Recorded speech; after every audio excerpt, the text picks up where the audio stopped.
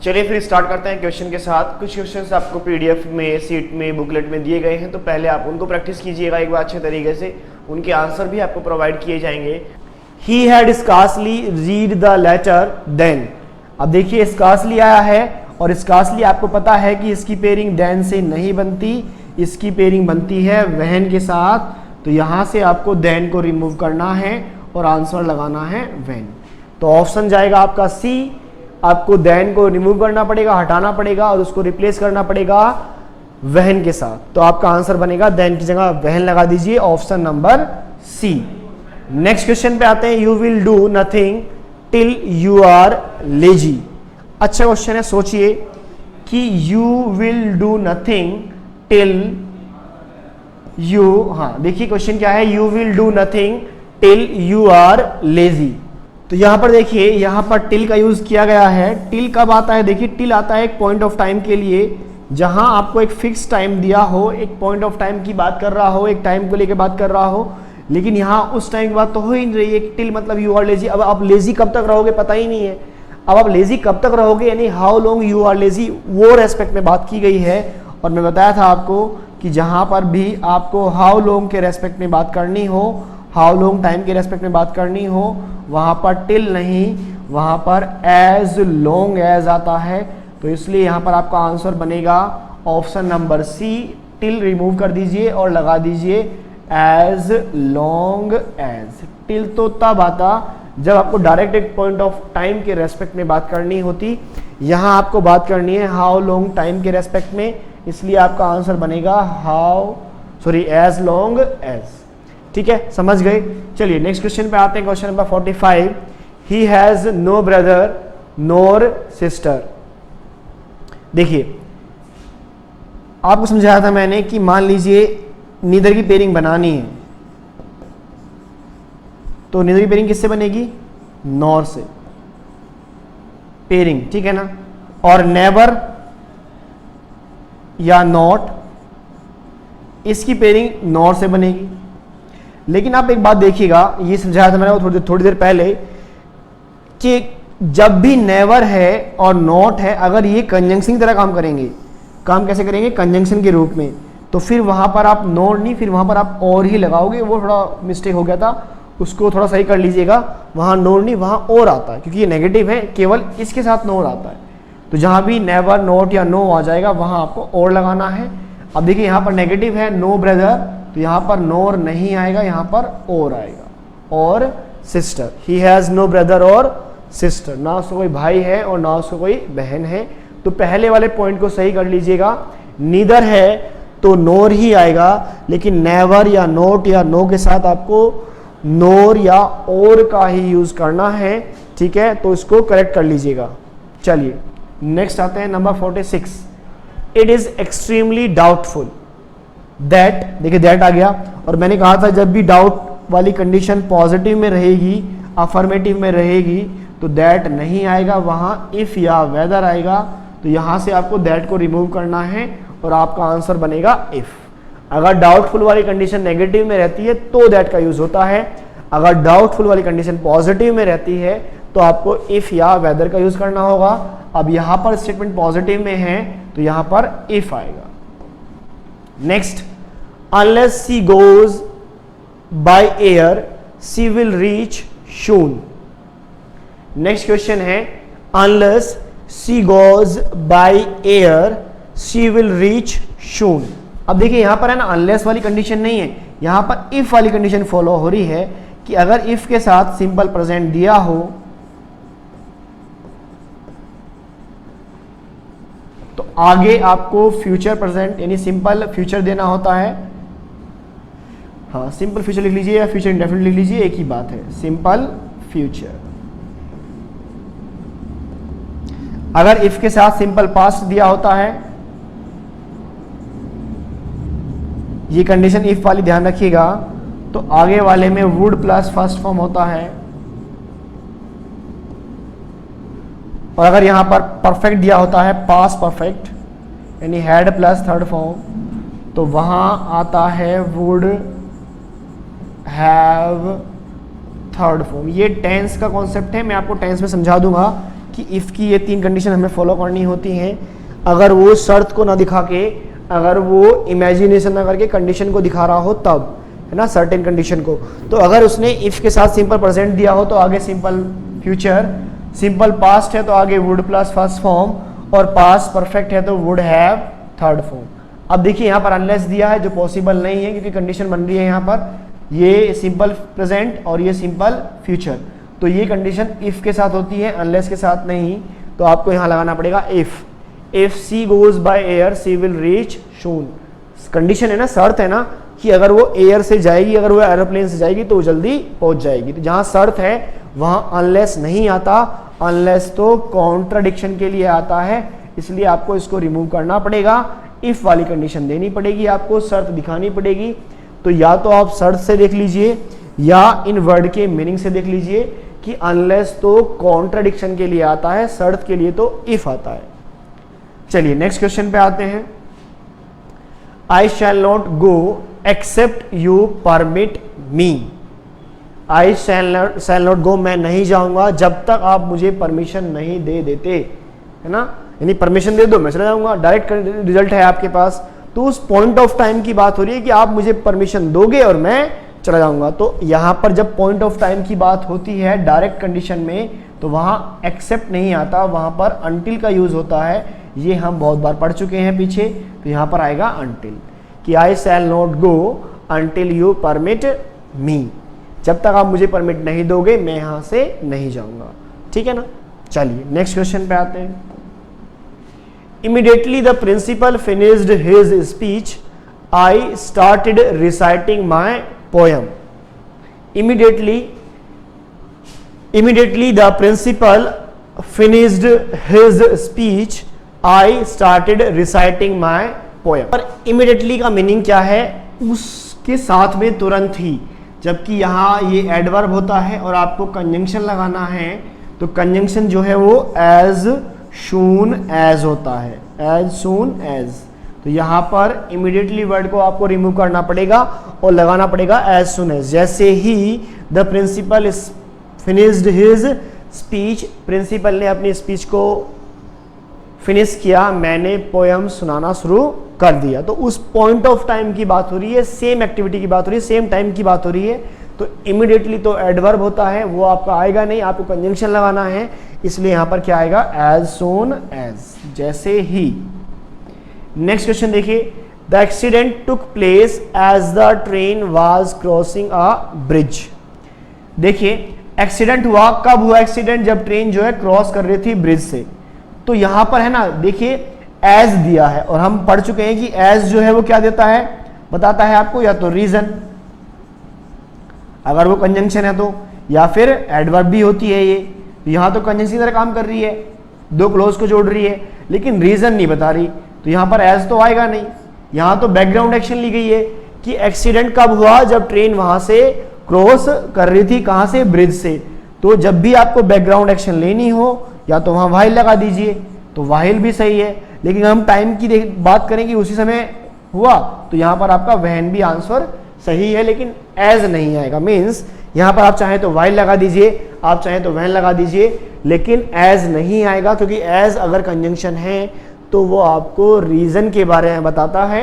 तो the accident took place when the train was crossing a bridge, ठीक है ना। या फिर the accident took place while the train was crossing a bridge, दोनों सही हो जाएंगे। वहन को आप ज्यादा प्रेफरेंस दोगे, ये ज्यादा सही रहेगा, हालांकि आपका व्हाइल भी गलत नहीं है। चलिए नेक्स्ट क्वेश्चन को देखते हैं ना, question number 51। As soon as the bell ring then. देखिए एज सुन एज आएगा, कंजंक्शन आ गया, और मैंने समझाया था आपको कि जब भी दो क्लोज आपके पास होंगी तो कंजंक्शन एक ही आएगी। मीन्स जब आपने एज सुन एज लगा ही दिया, तुरंत जैसे ही घंटी बजी, students rushed out of their classes, वो अपनी क्लासेस से बाहर भागने लगे। तो जब बात उसी समय की हो रही है, सेम टाइम की हो रही है, तो कंजंक्शन तो एज सुन एज आएगा। मीन्स ये तो सही है, लेकिन आप दूसरी कंजंक्शन का यूज नहीं कर सकते, तो यहां पर देन नहीं आएगा। या आप चाहें तो इस पॉइंट को ऐसे भी याद कर सकते हैं कि एज सुन एज या इफ या व्हेन इन के साथ आप कभी भी देन का यूज मत करना। आप चाहो तो इसको रूल बना के भी यूज कर सकते हो, याद रख सकते हो कि जहां भी एज सुन एज आएगा, इफ आएगा या व्हेन आएगा, वहां आपको बिल्कुल भी देन का यूज नहीं करना है, आपको वहां से देन रिमूव करना पड़ेगा। इसलिए यहां से आपका देन जो है वो रिमूव होगा और आंसर बनेगा सी ऑप्शन कि as soon as the bell ring the students rushed out of their classes. चलिए नेक्स्ट क्वेश्चन पे आते हैं, question number 52। Unless you do not, simple question है, अनटिल और अनलेस के बाद कभी भी नेगेटिव नहीं बनता है, तो यहां से आपको डू नॉट को रिमूव करना पड़ेगा क्योंकि ये ऑलरेडी नेगेटिव कंजंक्शंस होती हैं। अनटिल, अनलेस, ठीक है, लेस्ट, ध्यान रखिएगा ये नेगेटिव कंजंक्शन है। आप इनके बाद कभी भी इनके तुरंत साथ वाली क्लोज में नेगेटिव यानी नॉट का यूज नहीं कर सकते। अब चूंकि नॉट भी नहीं आएगा तो इसलिए डू भी नहीं आएगा, तो यहां से आपको डू नॉट को ही पूरा रिमूव करना पड़ेगा। आपका ऑप्शन जाएगा ए ऑप्शन, जो आंसर बनेगा, और आंसर बनेगा unless you pay no error attention to what say you will not succeed. ये यहां पर नो एरर जो है मिसप्रिंट है, इसको रिमूव कर दीजिएगा, ये गलत है, यहां पर नो एरर रिमूव कर दीजिएगा, इसको क्वेश्चन गलत प्रिंट हो गया है, इसको हटा दीजिएगा। Unless you pay attention to what I say you will not succeed, ठीक है। अनलेस और अनटिल के बाद हालांकि विल या सेल का यूज भी नहीं होता है, लेकिन तुरंत साथ वाली क्लोज में, दूसरी क्लोज में आप नेगेटिव भी बना सकते हो और विल या सेल का यूज भी कर सकते हो। तो इसलिए आपको बस यहां से डू नॉट को रिमूव करना है, वो नो एरर तो मिस प्रिंट था। चलिए नेक्स्ट क्वेश्चन पे आते हैं, question number 53। No sooner did the chairman begin speaking some participants started shouting slogans. जब भी नो सूनर आएगा तो उसकी पेयरिंग किससे बनेगी, देन से। तो आपको यहां पर देन का रिमूव करना, देन का यूज करना पड़ेगा। No sooner did the chairman begin speaking then some participants started shouting slogans, ठीक है। नो सूनर या अदर या रेदर के साथ आपको देन का पेयर बनाना ही पड़ेगा, और नो सूनर क्लॉज से पहले आया स्टार्टिंग में तो आपको इन्वर्जन भी करना होता है, इसलिए सब्जेक्ट से पहले क्या आया है, डिड, तो वो कंडीशन सही है। अब चूंकि नो सूनर है तो आपको देन को भी दूसरी क्लॉज के स्टार्टिंग में लिखना पड़ेगा, इसलिए यहां पर सम पार्टिसिपेट से पहले क्या आएगा, देन। नेक्स्ट क्वेश्चन पे आते हैं, question number 54। Not only it is our duty to support our parents, ये आउट पेरेंट्स नहीं है, ये टाइपिंग मिस्टेक है, टाइपिंग मिस्टेक बहुत ज्यादा हो रखी है, तो ये आर पेरेंट्स है, ठीक है। Not only it is our duty, यहां पर भी देखो, यहां पर भी आउट लिख दिया, यहां दोनों जगह आउट की जगह आपको आर लिखना है। Not only it is our duty to support our parents but also to respect them. अब देखिए नॉट ओनली की पेयरिंग बट ऑल्सो से बन गई, वो पेयरिंग सही है कि भाई नॉट ओनली है तो बट ऑल्सो आएगा, लेकिन क्या यहां दोनों की पोजीशन भी सही है, क्या यहां दोनों की पोजीशन भी सेम है। नॉट ओनली स्टार्टिंग में आया है सब्जेक्ट से पहले, और बट ऑल्सो आया है टू रेस्पेक्ट से पहले, इन्फिनिटिव से पहले, तो नॉट ओनली को भी आपको इन्फिनिटिव से पहले ही यूज करना पड़ेगा। मतलब सेंटेंस बनेगा आपका, it is our duty not only to support our parents, not only to से पहले आपका आएगा support our parents but also to, बस आगे आप देख लेना, but also to respect them, समझ गए है ना। नॉट ओनली के बट ऑल्सो आएगा, वो सही है, लेकिन आपको इनकी पोजीशन भी सेम करनी होती है, ऐसा क्वेश्चन हम पीछे भी कर चुके हैं। चलिए नेक्स्ट क्वेश्चन पे आते हैं, question number 55। When the police approached him, he held up his both hands, गलत हो गया, both his hands आएगा, both पहले आएगा, his hands, दोनों क्या, दोनों क्या, अपने दोनों हाथ। तो ये his इसको मॉडिफाई कर रहा है, his आपकी कंजंक्शन को मॉडिफाई नहीं कर रहा है, his डिटरमिनर है वो नाउन को मॉडिफाई करता है, और जो जिसका मॉडिफायर होता है वो उसके पहले, तो इसलिए हिज बोथ हैंड्स नहीं आएगा, बोथ हिज हैंड्स, समझे ना। मैंने क्या कहा, मैंने समझाया कि हिज जो है वो पजेसिव डिटर्मिनर है, नाउन के लिए आता है, और जो जिसका क्वालिफायर होता है, जो जिसके लिए आता है, वो उसके जस्ट पहले। अगर हम क्वेश्चन देखें तो यहाँ हिज जो है बोथ से पहले आया है, जो गलत है क्योंकि हिज बोथ के लिए नहीं आया है, हिज हैंड्स के लिए आया है, तो आपको यूज करना पड़ेगा बोथ हिज हैंड्स। चलिए नेक्स्ट क्वेश्चन पे आते हैं 56। स्कार्सली वी हैड, अब देखिए स्कार्सली स्टार्टिंग में आ गया, और मैंने कहा जब भी आप ये वर्ड ध्यान रखिएगा, स्कार्सली, हार्डली, रेयरली, बेयरली और नो सुनर भी, हालांकि इनकी पेयरिंग अलग हो जाएगी। इनके साथ क्या आता है व्हेन, इसके साथ क्या आता है देन। तो आपको पेयरिंग तो ध्यान रखनी है इसमें, लेकिन आपको एक पॉइंट और भी ध्यान रखना है, क्या कि अगर आपने सेंटेंस की स्टार्टिंग इन वर्ड से की तो ये सारे रियल में अकेले आएंगे तो एडवर्ब भी होते हैं। क्या होते हैं? एडवर्ब। तो अगर सेंटेंस की स्टार्टिंग आप इन वर्ड से करते हैं, जैसे हम करते आ रहे हैं अभी भी हर बार, तो वहां आपको इन्वर्जन करना होता है। इन्वर्जन मतलब आपको वर्ब को सब्जेक्ट से पहले यूज करना होता है, यानी कि यहां पर आपको जो ए पार्ट है वो बनेगा scarcely had we, scarcely had we, we had नहीं, हैड वी, समझ गए ना। जब भी आप सेंटेंस की स्टार्टिंग इन वर्ड से कर दोगे तो पेयरिंग तो ध्यान रखिएगा ही, पेयरिंग तो ध्यान रखनी है, लेकिन कभी कभी वो पेयरिंग सही दे देगा, लेकिन ये इन्वर्जन वाली एरर आपको देगा। तो आपको ध्यान रखना है कि इन्वर्जन भी करना है अगर स्टार्टिंग इन वर्ड से हुई है तो। बाकी देखो यहाँ वहन आया है तो वो सही है। चलिए नेक्स्ट क्वेश्चन पे आते हैं, question number 57। He was asked to either choose his family और हिज फ्रेंड। अब देखिए ईदर के साथ और आया है, सही है, पेयरिंग तो सही है, लेकिन क्या इनकी पोजीशन सेम है? इधर तो चूज वर्ब से पहले आया है, और जो है वो हिज पजेसिव केस से पहले आया है, तो इधर भी जो है आपका पजेसिव केस से पहले आएगा। तो आपका आंसर बनेगा बी ऑप्शन, और सही करके आएगा ही वॉज आस्क्ड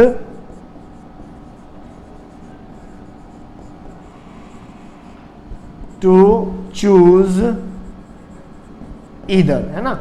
ईदर जो है चूज से पहले दिया था, अब बाद में आ जाएगा हिज फैमिली, पजेसिव केस से पहले आया, और हिज फ्रेंड। समझ गए? आया समझ में? दोनों का पोजीशन भी क्या करना है? सेम करना है। चलिए नेक्स्ट क्वेश्चन पे आते हैं। The man was sentenced 2 years in prison yet he was innocent. The man was sentenced 2 years in prison yet he was innocent. तो देखिए आंसर क्या बनेगा, आंसर यहाँ पर येट नहीं आएगा, यहाँ पर आपको 2 लगाना पड़ेगा, क्योंकि कंटेक्चुअली देखिए मीनिंग क्या बन रहा है सेंटेंस का। उसने कहा है कि जो आदमी था उसको 2 साल जेल में रखा गया, जबकि वो जो है मासूम था, इनोसेंट था, दोषी नहीं था। तो यहाँ पर जबकि मतलब 2 का मीनिंग आ रहा है। जहाँ भी ये वाला कंटेक्चुअली मीनिंग आपको दे, जहाँ भी वो आपको अपोजिट रिजल्ट दे दे, आप ये बोल दीजिए इंग्लिश में समझना चाहोगे तो, कि जहाँ रिजल्ट अपोजिट हो वहाँ आप 2 का यूज करेंगे। किसका? 2 का। तो रिजल्ट क्या आया? अपोजिट आया, है ना, कि वो इनोसेंट था, लेकिन क्या कि उसको दोषी करार दिया, सॉरी वो इनोसेंट था, दोषी नहीं था, फिर भी उसको है ना 2 साल की सजा दे दी गई। तो इस केस में जब भी आपको अपोजिट रिजल्ट दिया गया हो वहां पर आप 2 का यूज कर सकते हैं, या आप ऐसे समझ लीजिए, इसको थोड़ा समझना चाहोगे तो, कि ये जो है ये क्या है? सेंटेंस्ड, ये रिजल्ट है, और रीजन क्या है? इनोसेंट। लेकिन अब देखिए आप एक बार ध्यान से,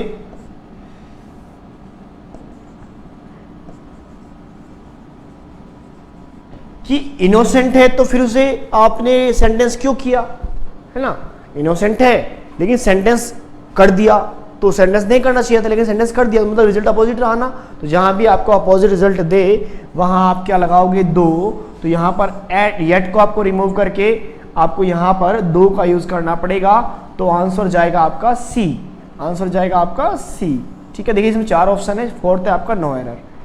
चलिए नेक्स्ट क्वेश्चन पे आते हैं। Neither we borrow nor lend. Simple question है कि नीदर की पेयरिंग नॉर से बनेगी, लेकिन ये वर्ब से पहले आया है और नॉर जो नीदर जो है वी से पहले, सब्जेक्ट से पहले आया है, तो दोनों ही किससे पहले आएंगे, वर्ब से पहले। तो सेंटेंस बनेगा कि we neither borrow nor lent. Simple है, नीदर की पेयरिंग नॉर से बनेगी, वो सही है, लेकिन एक बात आपको यहां पर बार बार मैं रिपीट करवा रहा हूं कि इनमें आपको पोजीशन भी सेम रखनी होती है, ठीक है। चलिए नेक्स्ट क्वेश्चन पे आते हैं। As soon as we get any information then, बताया मैंने आपको अभी कि एज सुन एज आ गया तो फिर आपको देन लगाने की जरूरत नहीं है। एज सुन एज या इफ या व्हेन के साथ आप देन का यूज नहीं करते हो, तो यहां पर देन का यूज नहीं होगा, देन को रिमूव कीजिए। Next, they got late therefore they had missed the bus, है ना। देखिए क्वेश्चन क्या है कि दे गॉट लेट, वो लेट हो गए थे, दे हैड मिस्ड द बस, क्योंकि उन्होंने बस को मिस कर दिया था। अब देखिए, पहले वो लेट हुए, बाद में उन्होंने बस को भी मिस किया, या फिर पहले उन्होंने बस को मिस कर दिया इसलिए वो लेट हुए। कौन रीजन है और कौन रिजल्ट है, इस बात को समझिएगा कि भाई बस को नहीं पकड़ पाए इसलिए लेट हुए, या फिर वो लेट थे इसलिए बस को नहीं पकड़ पाए, दोनों कंडीशन पॉसिबल है। अब कैसे करेंगे, आप कैसे देखोगे कि क्या कंडीशन है, क्या कहां से आप किसको रीजन या किसको रिजल्ट माने। तो देखिए ध्यान से कि यहां पर हैड प्लस थर्ड फॉर्म है, मतलब ये एक्टिविटी पहले हुई है और वो जो है बाद में हुई है ना। वो लेट बाद में हुए, पहले उन्होंने बस को मिस किया, है ना। तो ये पास्ट परफेक्ट टेंस बन रहा है। बताया था ना मैंने आपको कि जब पास्ट में दो एक्टिविटी पहले हो, दो एक्टिविटी हो अलग अलग टाइम पे, तो जो एक्टिविटी पहले होती है वो पास्ट परफेक्ट में बनती है, और जो एक्टिविटी बाद में होती है वो पास्ट इंडेफिनिट में। अब जब उसने यहाँ पास्ट परफेक्ट दिया है, मीन्स पहले उन्होंने बस को मिस किया है ना, फिर बाद में वो लेट हुए इसलिए वो लेट हो गई। तो ये रीजन है, ये क्या है, रीजन। और रीजन के लिए कभी भी देयरफॉर नहीं आता है, क्या आता है, एज, बिकॉज, सिंस या फॉर। तो यहां पर आपको देयरफॉर को रिमूव करना पड़ेगा, हटाना पड़ेगा, और अपना आंसर लगाना पड़ेगा एज, कि वो लेट हो गए थे क्योंकि उन्होंने बस को मिस कर दिया।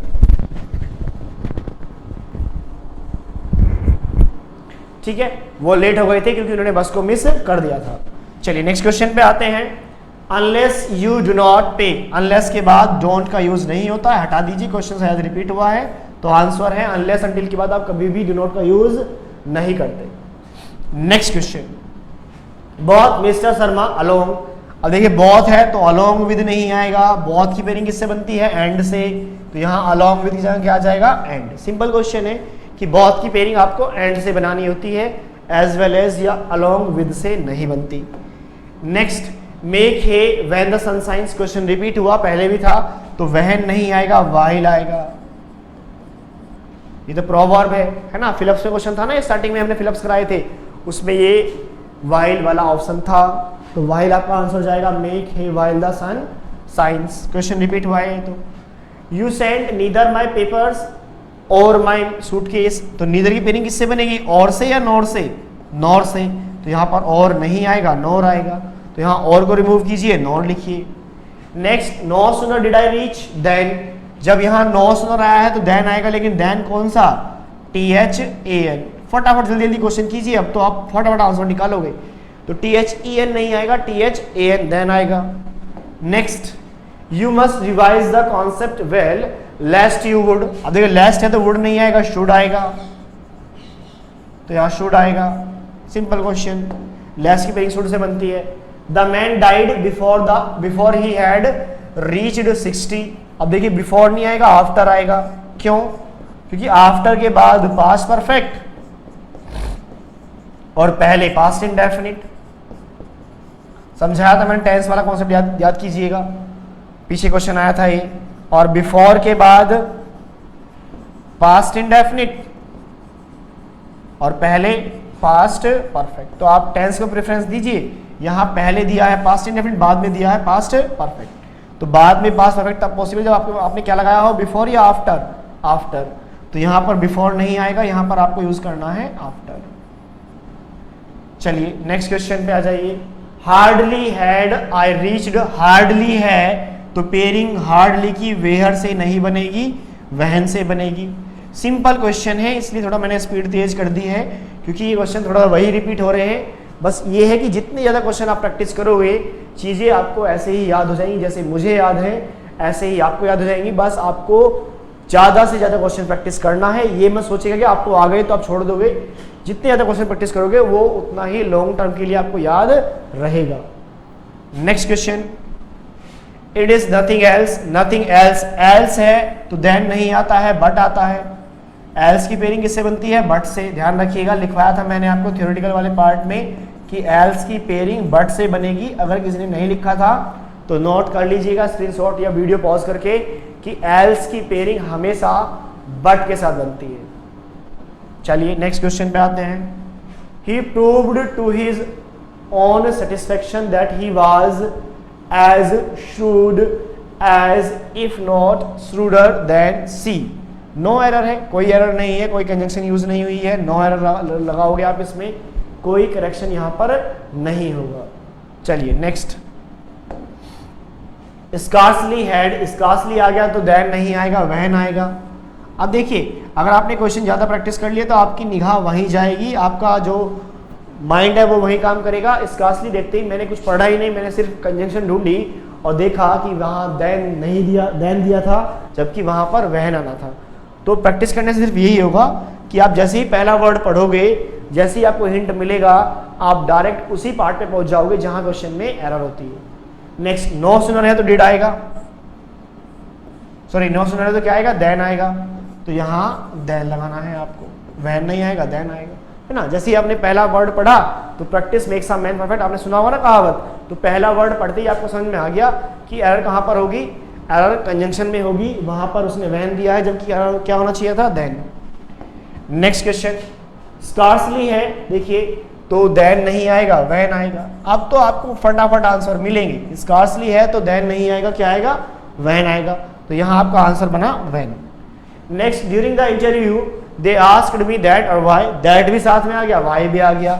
दो कंजंक्शन साथ में नहीं आएंगी क्योंकि यहाँ पर आस्क्ड है तो वाई सही है आपका, दैट आपको रिमूव करना पड़ेगा। आप कभी भी दो कंजंक्शन साथ में यूज नहीं कर सकते। Next question, I very much doubt that. अब देखिए, डाउट वाला कंडीशन पॉजिटिव में है, और जब डाउट पॉजिटिव में होता है, डाउट वाली क्लोज अफर्मेटिव में होती है, तो दैट का यूज नहीं होता है, इफ या वेदर का यूज होता है। तो यहाँ पर इफ आएगा, ना कि दैट। दैट तब आता जब डाउट वाला क्लोज जो है नेगेटिव में होता।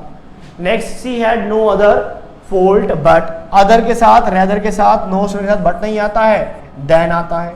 तो यहाँ पर क्या आ जाएगा? देन। अदर की पेयरिंग किससे बनेगी? देन से बनेगी। नेक्स्ट क्वेश्चन पे आइए, such obtuse remarks which he was fond of making did not help to make him popular. अच्छा क्वेश्चन है, पढ़िएगा एक बार वापस कि सच ऑब्ट्यूज रिमार्क एज नहीं, सॉरी विच नहीं आएगा, एज आएगा। सच की पेयरिंग एज से बनती है, ध्यान रखिएगा। सच की पेयरिंग किससे बनेगी? एज से। Such as, such obtuse remarks as he was fond of making. तो सच अगर आएगा तो आपको पेयरिंग बनानी है एज के साथ, विच नहीं आएगा, एज आएगा। Next, behave yourself lest you should not. Lest के बाद नॉट का यूज नहीं होता, अनटिल अनलेस के बाद भी नॉट का यूज नहीं होता है, तो आपको यहां से नॉट को रिमूव करना है। Next, hardly had I, hardly आ गया तो डायरेक्ट जाओ देन के पास कि यहाँ देन नहीं आएगा, यहाँ वहन आएगा। अब आपके क्वेश्चन फटाफट होने लगे हैं क्योंकि आपने देखो क्वेश्चन ज़्यादा प्रैक्टिस कर लिया है। तो इसलिए मैं हमेशा कहता हूँ कि जितने ज़्यादा क्वेश्चन आप प्रैक्टिस करोगे उतना आपके लिए चीज़ें ईजी रहेंगी। नेक्स्ट है, ही हैड नो अदर, वापस अदर आया तो बट नहीं आएगा, देन आएगा। अदर के साथ पेयरिंग किसकी बनेगी? देन की बनेगी। Both the production manager as well as, both है तो एज वेल एज नहीं आएगा, एंड आएगा। हटाइए एज वेल एज को, लगाइए एंड। देखो कितनी फास्ट आंसर निकल रहे हैं। बस आपको पढ़ते ही समझ में आ जाएगा कि आंसर कहाँ से निकलना है। इसलिए मैं आपको हर चैप्टर में लगभग मिनिमम 100 क्वेश्चन तो प्रैक्टिस कराऊंगा ही, ताकि आपको चीज़ें बहुत इजीली याद हो जाएं, लॉन्ग टर्म के लिए आपको याद रहें और आप एग्जाम में फटाफट आंसर निकालना सीख जाओ। Next, he found himself confronted with a problem which he could neither face squarely nor, जब नीदर है तो और नहीं आएगा, क्या आएगा, नॉर आएगा। नीदर की स्पेलिंग किससे बनेगी, और से नहीं बनेगी, किससे बनेगी, नॉर से। तो सिंपल है, और की जगह नॉर लगाइए। नेक्स्ट, नो सुनर है तो देन आएगा, लेकिन THEN दिया है, बताया था मैंने कि THEN देगा तो वहां THEN नहीं आएगा, देन THAN आएगा, चाहे नो सुनर हो, चाहे रेदर हो, चाहे अदर हो, देन THAN आएगा। तो आपको यहाँ पर THAN का यूज करना है, आंसर बनेगा आपका THAN। नेक्स्ट, वापस नो सुनर है, वही क्वेश्चन में आ गया, यहां भी देन दिया है तो देन नहीं आएगा, THAN वाला देन आएगा, ये है आपका answer. Next question, the reason why, देखिए याद कीजिए, मैं बताया था मैंने आपको कि जब भी द रीजन, ये पहला क्वेश्चन आया प्रैक्टिस में, हालांकि मैंने आपको थ्योरेटिकल पार्ट में कराया था, लिखवाया था कि द रीजन वाई या द रीजन इज के साथ वो जानबूझ के आपको बिकॉज देगा, क्योंकि फीलिंग यही वाली आती है, बिकॉज नहीं लगाना है, आंसर आपको लगाना है दैट। तो यहां पर बिकॉज नहीं आएगा, दैट आएगा। The reason is, the reason why के साथ कभी भी बिकॉज का यूज नहीं होता है, दैट का यूज होता है। नेक्स्ट क्वेश्चन पे आ जाइए, he not only cheats others but also himself. अब देखिए, नॉट ओनली बट ऑल्सो आ गया, वो सही है, लेकिन नॉट ओनली किससे पहले आया, वर्ब से पहले, और बट ऑल्सो किससे पहले आया, ऑब्जेक्ट से पहले। तो दोनों ही ऑब्जेक्ट से पहले आएंगे, तो सेंटेंस बनेगा he cheats not only others but also himself.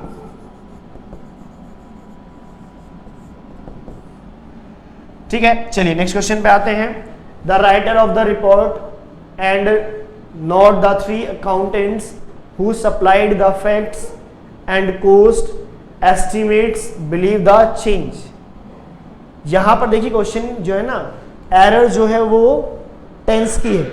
जब आपने हु यूज किया है सिंगुलर तो बिलीव नहीं आएगा, आपको बिलीव्स यूज करना पड़ेगा। ये क्वेश्चन आप पेंडिंग में रखिएगा, आपको टेंस में इजीली समझ में आ जाएगा जब हम टेंस पढ़ेंगे तब। तो यहाँ बिलीव नहीं आएगा, यहाँ पर बिलीव्स आएगा।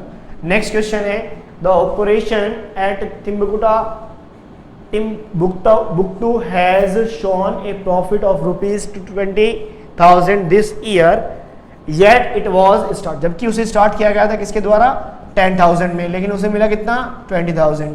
यहां पर आपको यूज करना पड़ेगा yet। Next, last question, we are not sure.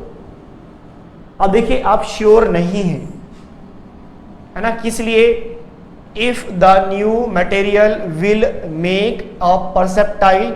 जब आप श्योर नहीं है तो इफ तब आता है जहां आप सर्टेन होते हैं, श्योर होते हैं, लेकिन आप कह रहे हो कि हम तो श्योर हैं ही नहीं, अनसर्टेन कंडीशन है, और जहां अनसर्टेन कंडीशन होती है वहां इफ का यूज नहीं होता, वहां वेदर का यूज होता है। सर्टेन कंडीशन के लिए इफ और अनसर्टेन कंडीशन के लिए वेदर। तो यहां पर आपको इफ को रिमूव करना है और आपका आंसर बनेगा वेदर के साथ, आपको यहां लगाना है वेदर। ठीक है, तो जहां सर्टेन कंडीशन है वहां इफ, और जहां अनसर्टेन कंडीशन है वहां वेदर। तो आई होप आप समझ गए होंगे पूरा जो कॉन्सेप्ट था, पूरा जो हमारा चैप्टर था। अब आपको जितने ज्यादा क्वेश्चन है प्रैक्टिस कर लीजिएगा। आपको जो सीट दी गई है, जो क्लॉजेस दी गई है, जो बुकलेट मिली है, सबको प्रैक्टिस कीजिएगा, अपने क्वेश्चन लगाइएगा, और जितने भी आपके सामने डाउट आएंगे, कोई भी डाउट है अगर आपका, तो वो धाकड़ कॉन्सेप्ट के टेलीग्राम ग्रुप पर या व्हाट्सएप पर या ऑफिस के नंबर पर जैसे भी हो हम तक पहुंचाइएगा। आपके हर एक डाउट को सॉल्व किया जाएगा, आपकी हर एक क्वेरी को सॉल्व किया जाएगा। बस आप ज़्यादा से ज़्यादा क्वेश्चन प्रैक्टिस कीजिए और अपने क्वेश्चन को लगाते रहिए, डाउट पूछते रहिए। हम आपके उज्जवल भविष्य की कामना करते हैं। धाकड़ कॉन्सेप्ट हमेशा आपके साथ है। तो मिलेंगे नेक्स्ट चैप्टर में नेक्स्ट कॉन्सेप्ट के साथ। ऐसे ही बने रहिएगा और प्रैक्टिस करते रहिएगा। धन्यवाद।